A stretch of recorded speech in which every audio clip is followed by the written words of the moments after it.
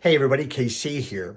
So my younger brother recently got me a present, and it was a book, and it's entitled How to Retire 20 Lessons for Happy, Successful, and Wealthy Retirement. Now, I hasten to point out to him that I'm not retiring from Morning Newsbeat. I'm just backing off a little bit. I'm still going to be doing this thing 3 days a week. But I think he thought, well, listen, at my advanced age, eventually I'm going to be able to use it. Maybe I can use it for retirement planning, if you will. But that's not the reason I want to talk to you about it. The thing is, Tim didn't want to get it on Amazon. He wanted to get it from a local bookstore. So he went to a local bookstore, told them the book that he wanted, and they did not have it in stock, but said they would order it. And he said, that'd be great. That'd be terrific. So a week went by, and 2 weeks went by, and 3 weeks went by, and it was like a month went by, and nobody called him to tell him that the book had come in, which concerned him a little bit. And he was going for a walk, and he was going by the bookstore. And so he went in, and he said, hey, listen, I ordered this book like a month ago, and nobody called me to tell me that it had come in. And they went through their notes and said, oh, no, sir, we did call you. We just got a busy signal. Well, this is suspect on a number of levels.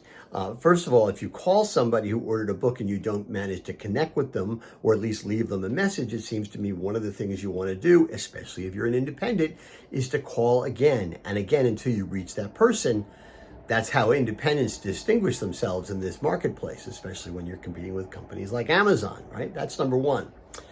But number two, the whole notion of a busy signal is a little suspect. Now, I recognize there's an entire large percentage of the Morning Newsbeat audience that has never, even ever, heard a busy signal. So I'm going to play one for you right now.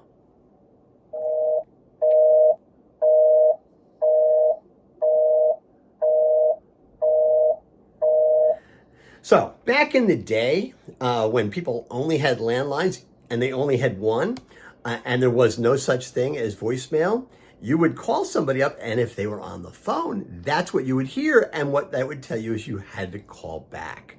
I can't even tell you the last time I heard a busy signal. It doesn't happen anymore. It either goes right to voicemail, right? Or you end up getting a message saying, hey, the number you're calling is not in service at this time. Now, it ended up that the number they were calling for my brother wasn't his number. They got one of the numbers wrong. So we were sitting there, so we tried that number. And in fact, we got a message saying the number you're calling is not in service at this time. It's highly unlikely that they got a busy signal. Listen, I'm not saying they're lying. I am saying, however, that especially when you're an independent, if you're going to make an excuse, it's got to be a credible excuse. And at the end of the day, there's no excuse for not reaching out over and over and over again to connect with your customer. The only way you're going to keep that customer and prevent that customer from going to Amazon or some other bookstore is by reaching out and constantly connecting. You've got to maintain the relationship, because if you don't do it, somebody else is going to. And then maybe they'll call your bookstore and you won't be in business anymore, and maybe they'll get this. Probably not. Anyway, that's what's on my mind.